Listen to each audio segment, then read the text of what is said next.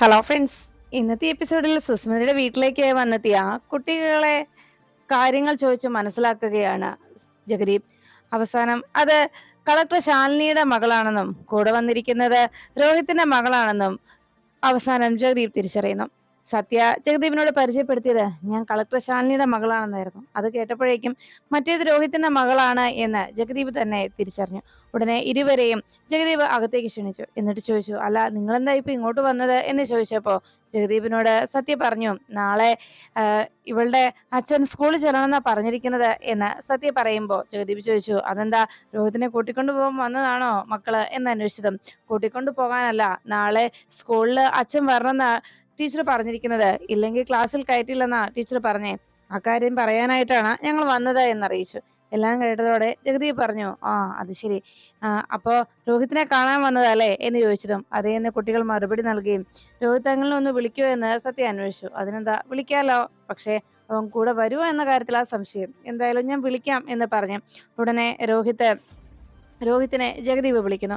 എടാ രോഹിത്തെ, ഇങ്ങോട്ട് വന്നേടാ, നിന്നെ കാണാൻ രണ്ടുപേരൊക്കെ വന്നിരിക്കുന്നു എന്ന് പറഞ്ഞപ്പോ രോഹിത് അകത്തിരുന്ന് മദ്യപിച്ചുകൊണ്ടിരിക്കുന്നതിനിടയിൽ രോഹിത്തിനെ ജഗദീപ് വിളിക്കുന്നത് കേട്ട് ഇതാ വരുന്നു എന്ന് പറഞ്ഞ് രോഹിത് വീണ്ടും ആ റൂമിൽ തന്നെ ഇരുന്നു. അപ്പോഴേക്കും വീണ്ടും ജഗദീപ് വിളിച്ചു, എടാ രോഹിത്തെ, ഇങ്ങോട്ട് വന്നേടാ, നിന്നെ കാണാൻ രണ്ടുപേരും വന്നിരിക്കുന്നു എന്ന് പറഞ്ഞ് സ്റ്റെയറിനരികിൽ ചെന്ന് വീണ്ടും ജഗദീപ് വിളിച്ചു. എന്നിട്ട് കുട്ടികൾ രണ്ടുപേരോടുമായിട്ട് ജഗദീപ് ചോദിച്ചു, അല്ല മക്കൾ തനിച്ചാണോ വന്നത്, വേറെ ആരുമില്ലേ കൂടെ എന്ന് അന്വേഷിച്ചപ്പോ ഉടനെ സത്യ ചോദിച്ചു, അങ്കിളിന് എന്താ കണ്ണ് കണ്ടൂടെ, ഞങ്ങൾ എങ്ങനെയാ തനിച്ചാവുന്നത്, ഞങ്ങൾ രണ്ടുപേരില്ലേ എന്ന് ചോദിച്ചപ്പോ ജഗദീപ് ചോദിച്ചു, ഓ അത് ശരിയാണല്ലോ, ഞാൻ ആ കാര്യം ഓർത്തില്ല കേട്ടോ, ഞാൻ ഇതിന് മണ്ടരാ എന്ന് പറഞ്ഞ് വീണ്ടും ജഗദീപ് രോഹിത്തിനെ വിളിച്ചതും രോഹിത് പതുക്കെ സ്റ്റെയർ ഇറങ്ങി വരുന്നത് കുട്ടികൾ കണ്ടു. നേരെ നിൽക്കാൻ പോലും വയ്യാതെ താഴെ വീഴുന്ന അവസ്ഥയിൽ രോഹിത്തിന്റെ കാലുകൾ ഇടറി വരുന്നത് കണ്ടതോടെ ജഗദീപ് രോഹിത്തിനെ താങ്ങി പിടിച്ചു. എന്നിട്ട് പതിയെ കുട്ടികളെ മുന്നിൽ കൊണ്ടുവന്ന് നിർത്തി. ദാ മോളുടെ അച്ഛൻ, മോള് ചോദിച്ചു എന്ന് പറഞ്ഞതും രോഹിത്തിന് അരികിലേക്ക് എത്തി പപ്പിയെ കണ്ടതും രോഹിത് ചോദിച്ചു, അല്ല നിങ്ങൾ എന്തിനാ ഇങ്ങോട്ട് വന്നത്? അപ്പോഴേക്കും പപ്പി ചോദിച്ചു, അച്ഛൻ വീണ്ടും ഇവിടെ ഇരുന്ന് കുടിച്ചുകൊണ്ടിരിക്കുക അല്ലേ? അതെ, നാളെ സ്കൂളിൽ എന്നെ കയറ്റണമെങ്കിൽ അച്ഛൻ വരണമെന്നാ ടീച്ചർ പറഞ്ഞിരിക്കുന്നത്, അച്ഛൻ നാളെ സ്കൂൾ വരെ വരുവോ എന്ന് ചോദിച്ചു. അത് കേട്ടതും രോഹിത് പറഞ്ഞു, അതെ നാളെ ഒരു കാര്യം ചെയ്യേ, നാളെ വിഷ്ണുവിനെ വിളിച്ചോണ്ട് പോ, ഞാൻ വരുന്നില്ല എന്ന് പറഞ്ഞപ്പോ ഉടനെ അടുത്ത് നിന്ന് ജഗദീപ് ചോദിച്ചു, താൻ എന്ത് വർത്താനോടെ ഈ പറയുന്നത്, തന്റെ കൊച്ചിന്റെ കാര്യത്തിന് താനല്ലടോ പോകേണ്ടത്, അല്ലാതെ വിഷ്ണുവിനാണോ പറഞ്ഞയക്കേണ്ടത് എന്ന് ജഗദീപ് ദേഷ്യപ്പെട്ടു. എടാ നിനക്ക് നാണയില്ലേടാ, ഈ കുഞ്ഞിന്റെ അച്ഛനാണെന്ന് പറയാൻ എന്നൊക്കെ ചോദിച്ച് ജഗദീപ് ദേഷ്യപ്പെടുമ്പോൾ ഇത് കേട്ടുകൊണ്ട് സുസ്മിത അവിടേക്ക് എത്തി. ജഗദീപേ, മിണ്ടാതിരിക്കുന്നുണ്ടോ? രോഹിത് ഒരിടത്തേക്കും വരുന്നില്ല, നിങ്ങളിപ്പോ വേഗം പോകാൻ നോക്ക് പിള്ളേരെ എന്ന് പറഞ്ഞ് സുസ്മിത ദേഷ്യപ്പെട്ടതും ജഗദീപ് പറഞ്ഞു, എന്താ സുസു ഈ പറയുന്നത്, പാവം കുഞ്ഞ്, ഇവളുടെ അച്ഛനെ വിളിച്ചോണ്ട് പോകാനല്ലേ വന്നത്, അപ്പോ ആ കുഞ്ഞ് വിളിക്കുമ്പോ പോകഴകയല്ലേ ചെയ്യേണ്ടത് എന്ന് ചോദിച്ച് ജഗദീപ് രോഹിത്തിന് നേരെ തിരിഞ്ഞു. എടാ നിനക്ക് നാണമില്ലേ, നിന്റെ കൊച്ചു വന്ന് വിളിക്കുമ്പോ ആ കുഞ്ഞിന്റെ അച്ഛനായിട്ട് നിനക്ക് സ്കൂളിൽ ചെന്നാൽ എന്താടാ, നിന്റെ സ്വന്തം കുഞ്ഞല്ലേ ഇത് എന്നൊക്കെ ചോദിച്ച് ജഗദീപ് ബഹളം വെക്കുമ്പോ അരികിൽ നിന്ന് സുസ്മിത പറഞ്ഞു, രോഹിത്തെ, ഞാൻ പറഞ്ഞു മര്യാദയ്ക്ക് മിണ്ടാതെ മാറി നിൽക്കാൻ, രോഹിത്തിന് അത്രയ്ക്ക് ദണ്ണാണെങ്കിൽ രോഹിത് അങ്ങ് പോ എന്ന് ജഗദീപ് അങ്ങ് ചെല്ല് എന്ന് ജഗദീപിനോട് സുസ്മിത ദേഷ്യപ്പെടുമ്പോ ജഗദീപ് ചോദിച്ചു, സുസ്മിത ഞാനോ, നീ അതിനൊരു അവസരം എനിക്ക് തന്നില്ലല്ലോ, തന്നിരുന്നെങ്കിൽ എന്നിങ്ങനെ പറയുമ്പോ സുസ്മിത പറഞ്ഞു, മര്യാദയ്ക്ക് മിണ്ടാതെ നിന്നോ, അല്ലെങ്കിൽ എന്റെ കയ്യിൽ നിന്ന് വാങ്ങിക്കുവേ എന്ന് പറഞ്ഞു ജഗദീപ് ഒന്നും മിണ്ടാതെ അവിടെ നിന്നു. അപ്പോഴേക്കും പപ്പി പറഞ്ഞു, ആന്റി, നാളെ എന്റെ അച്ഛനെ എന്റെ കൂടെ പറഞ്ഞു വിടണം, ഞാൻ എന്റെ അച്ഛനെ കാണാൻ വന്നതാ, അച്ഛനോട് സംസാരിച്ചിട്ടേ പോകൂ എന്ന് പറഞ്ഞ് പപ്പി അവിടെ നിൽക്കുമ്പോൾ സുസ്മിത പറഞ്ഞു, ദേ പിള്ളേരെ, മര്യാദയ്ക്ക് ഇവിടെ നിന്ന് പോകാനാ നിന്നോടൊക്കെ ഞാൻ പറഞ്ഞത്, ഇവിടെ നിന്ന് നീയൊക്കെ വീണ്ടും എന്റെ കയ്യിൽ നിന്ന് വാങ്ങിക്കാതിരിക്കണമെങ്കിൽ രോഹിത്ത് നാളെ ഒരു കാരണവശാലും വരില്ല, രോഹിത്ത് ആ സ്കൂളിലേക്ക് വരാൻ പോകുന്നുമില്ല, വെറുതെ നീയൊക്കെ ഇവിടെ നിന്ന് സമയം കളയണ്ട, വേഗം വീട്ടിലെത്താൻ നോക്ക് പിള്ളേരെ എന്ന് പറഞ്ഞ് സുസ്മിത ബഹളം വെക്കുന്നു. സുസ്മിതയുടെ സംസാരം കേട്ടതും വീണ്ടും ജഗദീപ് പറഞ്ഞു, സുസു എന്തൊരു മോശമാ സുസു ഈ പറയുന്നത്, പാവം കുട്ടികൾ, ആ കുഞ്ഞിന്റെ അച്ഛനെ അല്ലേ വന്ന് വിളിക്കുന്നത്, എന്നിട്ട് സുസു എന്താ പോകാൻ സമ്മതിക്കാത്തത്, അതെ ഇവനൊക്കെ ഒരു മനുഷ്യനാണോ, ഇവൻ ഇങ്ങനെയൊക്കെ ചെയ്യുന്നത് ശരിയാണോ സുസു എന്നൊക്കെ ജഗദീപ് വീണ്ടും ദേഷ്യത്തോടെ പറഞ്ഞു. അപ്പോഴേക്കും രോഹിത്തിന് അരികിലേക്ക് എത്തി പപ്പി വിളിച്ചു, അച്ഛൻ നാളെ വരണേ, എന്റെ കൂടെ സ്കൂളിൽ ടീച്ചറിന്റെ അടുത്ത് അച്ഛൻ വന്നാൽ മാത്രമേ ടീച്ചറിനെ സ്കൂളിൽ കയറ്റൂ എന്ന് പറയുമ്പോൾ രോഹിത് അതെല്ലാം കേട്ട് എന്ത് പറയണമെന്നറിയാതെ അങ്ങനെ. അപ്പോഴേക്കും സുസ്മിത പറഞ്ഞു, രോഹിത്തെ, നീ വീണ്ടും ഈ പിള്ളേർ പറയുന്നത് കേട്ട് പോകാൻ നിൽക്കുകയാണോ, മര്യാദയ്ക്ക് നീ അകത്ത് കയറി പോകാൻ നോക്ക്. ഇതുങ്ങളൊക്കെ വേറെന്തെങ്കിലും ചെയ്തോളും. നാളെ സ്കൂളിൽ പോണെങ്കിൽ അത് വേറെന്തെങ്കിലും കാണിച്ചോളും. തൽക്കാലം നീ എവിടേക്കും പോകുന്നില്ല. രോഹിത്തെ, നീ വെറുതെ ഈ പിള്ളേര് പറയുന്നത് കേട്ട് അതിന്റെ പിന്നാലെ പോകാൻ നിൽക്കല്ലേ എന്ന് പറഞ്ഞ് സുസ്മിത രോഹിത്തിനോട് ദേഷ്യപ്പെടുന്നു.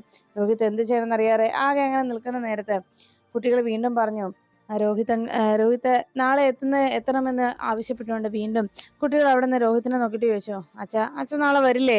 അച്ഛൻ വരണേ എന്ന് പറയുമ്പോ സത്യം പറഞ്ഞു, അങ്കിള് നാളെ വരണേ, ഇല്ലെങ്കിൽ പപ്പിയെ സ്കൂളിൽ കയറ്റില്ല, ക്ലാസ് റൂമിൽ നിന്ന് ഇറക്കി വിടും, അതുകൊണ്ടാ എന്ന് പറഞ്ഞ് രണ്ടുപേരും വിഷമത്തോടെ നിൽക്കുമ്പോൾ സുസ്മിത ദേഷ്യപ്പെട്ടു. നിങ്ങളോടൊക്കെ പറഞ്ഞാൽ മനസ്സിലാവില്ലേ, ഇങ്ങോട്ട് ഇറങ്ങു പിള്ളേരെ എന്ന് പറഞ്ഞ് സുസ്മിത കുട്ടികളെ രണ്ടുപേരെയും അവിടെ നിന്ന് വലിച്ചഴിച്ച് താഴെ മുറ്റത്തേക്ക് തള്ളിയിട്ടു. എന്നിട്ട് വാതിലടച്ചു. കുട്ടികൾ വീണ്ടും ആന്റി വാതിൽ തുറക്ക ആന്റി എന്ന് പറഞ്ഞ് വാതിലിൽ വീണ്ടും തല്ലിക്കൊണ്ടിരിക്കുമ്പോൾ ജഗദീപ് സുസ്മിനോട് പറഞ്ഞു, സുസു, ഇതൊക്കെ ശരിയല്ല കേട്ടോ, പാവം കുട്ടികള്, അവരോട് ഇങ്ങനെ ചെയ്താൽ ദൈവം പോലും പൊറുക്കില്ല എന്ന് പറഞ്ഞ് ജഗദീപ് സുസ്മിതയ്ക്ക് നേരെ തിരിഞ്ഞതും സുസ്മിത പറഞ്ഞു, ജഗദീപേ, ഈ വീട്ടിൽ ഞാൻ പറയുന്നത് കേൾക്കാനേ ജഗദീപിനെ പറ്റൂ. ഇനി അതല്ല, ജഗദീപിന് ഞാൻ പറയുന്നൊന്നും അനുസരിക്കാനും കേൾക്കാനും പറ്റുന്നില്ല എങ്കിൽ ജഗദീപിന് ഈ നിമിഷം ഇവിടെ നിന്ന് ഇറങ്ങിപ്പോകാം, ഞാൻ തടയത്തില്ല എന്ന് പറഞ്ഞ് അങ്ങനെ നിൽക്കുമ്പോൾ ജഗദീപ് ആകെ വിഷമത്തോടെ രോഹിത്തിനെ നോക്കി. അപ്പോഴേക്കും സുസ്മിത പറഞ്ഞു, രോഹിത്തെ, ഒരു കാര്യം ഞാൻ പറഞ്ഞേക്കാം, നിനക്ക് നാളെ ആ പിള്ളേരുടെ കാര്യത്തിനായിട്ട് പോകണമെന്ന് നിർബന്ധമാണെങ്കിലേ നീ പൊക്കോ, പക്ഷെ അത് നിനക്ക് നാശത്തിലേക്കാ. താഴെ മുറ്റത്ത് എവിടെയെങ്കിലും അപ്പുറത്ത് എവിടെയെങ്കിലും മാറി നിൽപ്പുണ്ടായിരിക്കും ആ ശ്യാമ, കുട്ടികളെ നിന്റെ മുന്നിലേക്ക് പറഞ്ഞയച്ചിട്ട് അവൾ അവിടെ എവിടെയെങ്കിലും ഒളിഞ്ഞിരിക്കുകയായിരിക്കും എന്ന് സുസ്മിത ദേഷ്യപ്പെട്ടു.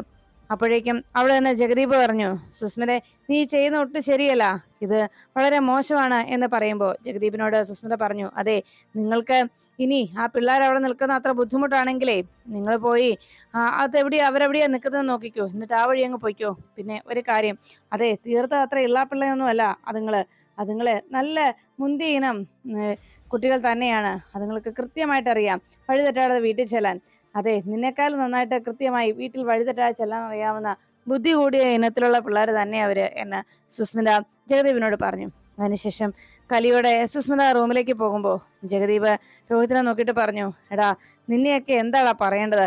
സ്വന്തം കൊച്ചിന്റെ കാര്യത്തിന് സ്കൂളിൽ പോലും പോകാൻ മടി കാണിച്ചിരിക്കുന്ന നിന്നെയൊക്കെ, എടാ, നിന്റെ കുഞ്ഞല്ലേടാ ഇവിടെ വന്ന് സ്കൂളിൽ നാളെ അവിടെ ചെല്ലാനായിട്ട് ആവശ്യപ്പെട്ടത്, എന്നിട്ടും പോകാതെ നീ ഇവളുടെ വാക്കും കേട്ട്, ഈ പൂതിനയുടെ വാക്കും കേട്ട് ഇവിടെ നിൽക്കുകയാണല്ലേ എന്ന് പറഞ്ഞ് ജഗദീപ് കുട്ടികൾ പോയെന്നറിയാനായി ചെന്ന് വാതിൽ തുറന്ന് പതുക്കെ പുറത്തേക്ക് നോക്കി. അവിടെ എങ്ങും തന്നെ കുട്ടികളെ കാണാത്തതുകൊണ്ട് പാവങ്ങള് പോയല്ലേ എന്ന് വിഷമത്തോടെ അവിടെ എല്ലായിടത്തും നോക്കി ജഗദീപ് അങ്ങനെ നിന്നു. ഈ സുസ്മിത, ഈ പൂതനയുടെ സ്വഭാവം ഒരിക്കലും മാറില്ല എൻ്റെ ഈശ്വര എന്ന് പറഞ്ഞ് ഇവളീ ചെയ്യുന്ന ഇതിനൊക്കെയുള്ള ശിക്ഷ ഇവൾ എവിടെ കൊണ്ടുപോയി കഴുകി കളയും എന്നൊക്കെ ചോദിച്ചുകൊണ്ട് അങ്ങനെ ജഗദീപ് കലിതുള്ളി നിന്നു. അതിനുശേഷം കാണുന്നത് വിഷ്ണു രാഘവൻ നായർ അരികിലേക്ക് എത്തി. രാഘവൻ നായരെ ചോദ്യം ചെയ്യുകയാണ്. അച്ഛൻ അറിഞ്ഞുകൊണ്ടാണോ അമ്മ ഈ വീട് തോടും കയറി ഇറങ്ങിക്കൊണ്ടുള്ള ഈ ബിസിനസ്സിനായി ഇറങ്ങി പുറപ്പെട്ടിരിക്കുന്നത്? അച്ഛനതൊന്നും കാണുന്നില്ലേ? അപ്പോഴേക്കും രാഘവൻ നായർ പറഞ്ഞു, എടാ മോനെ, ഓരോ ജോലിക്കും അതിൻ്റെതായ അന്തസ്സുണ്ടെന്ന് വിശ്വസിക്കുന്ന ആളാണ് ഞാൻ എന്ന് പറഞ്ഞപ്പോൾ വിഷ്ണു പറഞ്ഞു, അച്ഛാ, ഒരു കാര്യം അച്ഛൻ മനസ്സിലാക്കണം, ഈ വീട്ടിലെ കാര്യങ്ങൾ നടത്താനായിട്ട്, ഈ വീട്ടിലെ ആവശ്യങ്ങൾ നടത്തുന്നതിന് വേണ്ടി ആവശ്യത്തിന് പണം കൊണ്ടുവരാനായിട്ട് എനിക്കറിയാം. അതിന് ഉള്ള ജോലിയും എനിക്കുണ്ട്, അതിനുള്ള ജോലിയും ഞാൻ ചെയ്യുന്നുണ്ട്. എന്നിട്ട് നാട്ടുകാരെ കൊണ്ട് പറയിക്കാനാണോ സത്യാമ്മ ഇങ്ങനെ നടന്നിട്ടാണ് കുടുംബം പുലർത്തുന്നതെന്ന് പറയിക്കാൻ വേണ്ടിയാണോ അമ്മ ഇതിനായി ഇറങ്ങി പുറപ്പെട്ടിരിക്കുന്നത്? അതെ, ഒരു കാര്യം ഞാൻ പറയാം, അമ്മ നമ്മുടെ വീട്ടിൽ പ്രശ്നങ്ങൾ പരിഹരിക്കാനായി നാട്ടുകൂട്ടം വിളിച്ചു വരുത്തി അവിടെ നിന്ന് വിധി പറഞ്ഞിരുന്ന എൻ്റെ അമ്മയെക്കുറിച്ച് അഹങ്കാരത്തോടെ ഞാൻ പറഞ്ഞു നടന്നിട്ടുണ്ട്. എൻ്റെ മനസ്സിന്റെ സന്തോഷവും ആ കാഴ്ചകളുമൊക്കെയാണ് അമ്മ ഇപ്പോൾ ഈ ഒരു രൂപത്തിൽ ഇല്ലാതാക്കിക്കൊണ്ടിരിക്കുന്നത്. നഷ്ടപ്പെടാൻ അഭിമാനം മാത്രമേ ഉണ്ടായിരുന്നുള്ളൂ, ഇപ്പോൾ അതും കൂടി അമ്മ ഈ ഒരു കാരണത്താൽ ഇല്ലാതാക്കുകയാണ് എന്ന് പറയുമ്പോൾ രാഘവൻ നായർ പറഞ്ഞു, എടാ മോനെ, ഇതൊക്കെ ഭാമയുടെ സ്വന്തം തീരുമാനമാണ്, ഇതിലൊന്നും എനിക്ക് അഭിപ്രായം പറയാൻ കഴിയില്ല. നിനക്കോ എനിക്കോ അതിനെ എതിർക്കാനും ആവില്ല. അതാണല്ലോ ഈ വീട്ടിലെ അവസ്ഥ. അതുകൊണ്ട് എടാ, ഇതിനോട് ഞാൻ എന്ത് പറയാനാണ് എന്ന് ചോദിച്ചതും വിഷ്ണു പറഞ്ഞു, അച്ഛാ, ഇക്കാര്യത്തിൽ അമ്മയുടെ ഇഷ്ടത്തിന് നടന്നോട്ടെ, കുഴപ്പമില്ല. എല്ലാവരും അവരവരുടെ ഇഷ്ടത്തിന് ഓരോ കാര്യങ്ങൾ ചെയ്തു കൂട്ടിക്കും. അച്ഛനെ അമ്മയൊക്കെ ജോലിക്ക് പറഞ്ഞയച്ചിട്ട് ഭക്ഷണം കഴിക്കുന്ന ഒരു നാണമില്ലാത്ത മകനെന്നുള്ള ദുഷിപ്പും ചീത്ത പേരും എനിക്ക് കിട്ടിക്കോട്ടെ, കുഴപ്പമില്ല. അതും കേൾക്കാൻ ഞാൻ ബാധ്യസ്ഥനാണല്ലോ, എല്ലാം എൻ്റെ വിധി എന്ന് പറഞ്ഞ് വിഷ്ണു അങ്ങനെ വിഷമിച്ചതോടെ സംസാരിക്കുമ്പോൾ രാഘവൻ നായർ പറഞ്ഞു, എടാ മോനെ, ഞാൻ എന്ത് പറയാനാണ്? എൻ്റെ തീരുമാനങ്ങൾക്കോ എന്റെ വാക്കുകൾക്കോ വില തരുന്ന ഒരു കാലമല്ല ഇപ്പൊ എനിക്കുള്ളത്. കാരണം എന്റെ ഇച്ഛയ്ക്ക് പോലും വഴങ്ങാത്ത എന്റെ ശരീരമാണ്, അങ്ങനെ ഒരു ശരീരമാണ് എന്റേത്. അപ്പോ ആരെങ്കിലുമൊക്കെ കൊണ്ടുതരുന്നത്, ആരെങ്കിലുമൊക്കെ വീട്ടിൽ വെച്ചുണ്ടാക്കുന്നതൊക്കെ കഴിക്കുക, അത് കഴിച്ച് ഒരു മൂലയ്ക്ക് മിണ്ടാതിരിക്കുക, അത് മാത്രമാണ് എന്റെ വിധി. നാട്ടുഭാഷയിൽ പറഞ്ഞാൽ തിന്നിട്ട് മിണ്ടാതെ ഏതെങ്കിലും മൂലയിൽ കയറി ഇരിക്കുക എന്ന് പറയാം. അതാണ് ഇപ്പോ എന്റെ അവസ്ഥ. അതുകൊണ്ട് മോനെ, എനിക്ക് കാര്യങ്ങൾ പറഞ്ഞ് ഇവിടെ എന്തെങ്കിലും നടപ്പിലാക്കാനോ അതിനുവേണ്ടി കുറച്ച് തീരുമാനമെടുത്ത് അതിൽ തന്നെ നിലയുറച്ച് നിൽക്കാനോ കഴിയുന്ന ഒരവസ്ഥയല്ല ഇപ്പോഴുള്ളത്. അതുകൊണ്ടാണ് ഇപ്പോ അച്ഛൻ ഇങ്ങനെ മിണ്ടാതെ ഇവിടെ ഇരിക്കുന്നത്. മോനെ, നീ അത് മനസ്സിലാക്കണം, അച്ഛന്റെ അവസ്ഥ എന്താണെന്നുള്ളത്. പിന്നെ നിങ്ങൾ കൊണ്ടുവരുന്നത് കൊണ്ട് ഈ വീട്ടിൽ കഴിഞ്ഞു കൂടുന്നു അത്രമാത്രം. പിന്നെന്താന്ന് വെച്ചാൽ, ഇനി എനിക്ക് അങ്ങനെ എന്റെ തീരുമാനങ്ങളോട് നടപ്പിലാക്കണമെന്നുണ്ടെങ്കിൽ ഞാൻ അധ്വാനിച്ച് പണം കൊണ്ടുവന്ന് ഈ കുടുംബം പോറ്റണം. അതിന് എന്റെ ഈ അവസ്ഥ കൊണ്ട്, ഈ ശാരീരിക അവസ്ഥ വെച്ച് എനിക്ക് എന്ത് ജോലിക്ക് പോകാൻ കഴിയും? പിന്നെ ഉള്ളത് ലോട്ടറി കച്ചവടമാണ്, അതിന് വേണം പിന്നെ പോകാനായിട്ട് എന്ന് പറഞ്ഞപ്പോ രാഘവൻ നായരെ നോക്കി. അതാകുമ്പോ ഏതെങ്കിലും മൂലയിൽ ഇരുന്നാ മതിയല്ലോ എന്ന് രാഘവൻ നായർ പറഞ്ഞതും വിഷ്ണു പറഞ്ഞു, അച്ഛനും ഇറങ്ങിക്കോ, ഇനി അതുകൂടിയേ കാണാൻ ബാക്കിയുള്ളൂ. അപ്പോഴേക്കും വിഷ്ണുവിനെ നോക്കി രാഘവൻ നായർ പറഞ്ഞു, എടാ മോനെ, എന്ത് ജോലിക്കും അതിൻ്റെതായ അന്തസ്സുണ്ടെന്ന് വിശ്വസിക്കുന്നവനാണ് ഞാൻ. പിന്നെ എന്തിനാടാ നീ ഇങ്ങനെ വിഷമിക്കുന്നത് എന്ന് പറഞ്ഞപ്പോ വിഷ്ണു പറഞ്ഞു, അച്ഛാ, ഈ കാഴ്ച കണ്ടിട്ട് എനിക്ക് സഹിക്കാൻ പറ്റുന്നില്ല അമ്മ ഇങ്ങനെ നടക്കുന്നത് കാണാൻ. ഒരു കാര്യം ഞാൻ പറഞ്ഞേക്കാം, എല്ലാവരും കൂടി എന്നെ തോൽപ്പിക്കാൻ നോക്കുകയാണല്ലോ. ആയിക്കോട്ടെ, എന്റെ പണം ആവശ്യമില്ല, ഞാൻ ഇവിടെ ഒന്നും ചെയ്യണ്ട. എന്നിട്ട് ഞാൻ ഈ വീട്ടിൽ നിൽക്കുന്നത് എന്തുകൊണ്ടാണെന്ന് അറിയാവോ? അച്ഛൻ ഒരു കാര്യം മനസ്സിലാക്കണം, എന്റെ അച്ഛനും അമ്മയും ഇവിടെ ഉണ്ടല്ലോ എന്നുള്ള ഒറ്റ വിശ്വാസത്തിൽ മാത്രം, ആ ഒരു ചിന്തയിൽ മാത്രമാണ് ഇപ്പോഴും ഞാൻ ഈ വീട്ടിൽ എല്ലാ ദിവസവും വരികയും ഇവിടെ കഴിയുകയും ചെയ്യുന്നത്. എന്നെങ്കിലും എന്റെ പണത്തിനും ആവശ്യം വരുന്ന ഒരു ദിവസം ഉണ്ടാകും. അന്നെങ്കിലും എന്റെ പണം വാങ്ങിക്കണമെന്ന് അച്ഛൻ അമ്മയോടൊന്ന് പറയണം. അന്നെങ്കിലും എന്റെ പണത്തിന് നേരെ മുഖം തിരിച്ച് നിൽക്കരുതെന്ന് എന്ന് പറയുമ്പോൾ രാഘവൻ നായർ പറഞ്ഞു, എടാ മോനെ, നീ എന്തിനാണ് ഇങ്ങനെയൊക്കെ എന്നോട് സംസാരിക്കുന്നത്? നീ ഇപ്പോ നിന്റെ അമ്മയെ കുറിച്ച് ഇവിടെ വന്ന് പറഞ്ഞതുപോലെ അന്ന് അവളും പറഞ്ഞിരുന്നു. ഇങ്ങനെയല്ല, ഇതേ കാര്യം തന്നെ മറ്റൊരു രീതിയിൽ അവൾ എന്റെ മുന്നിൽ അവതരിപ്പിച്ചു. രാജകുമാരനെ പോലെ വളർത്തിക്കൊണ്ടുവന്ന മകൻ ഇപ്പോ ഒരു ദാസനെ പോലെ ജോലി ചെയ്യുന്നത് കാണുമ്പോ അവളുടെ മനസ്സും തകർന്നിരുന്നു. അതുകൊണ്ട് അവളും വല്ലാതെ വിഷമത്തോടെ എന്നോട് പരാതി പറയുകയും ചെയ്തിരുന്നു. മോനെ, അവൾക്കും നീ ഈ ജോലി ചെയ്യുന്നത് കാണാനോ അത് കണ്ടു നിൽക്കാനോ അവളുടെ മനസ്സും അനുവദിക്കുന്നില്ല.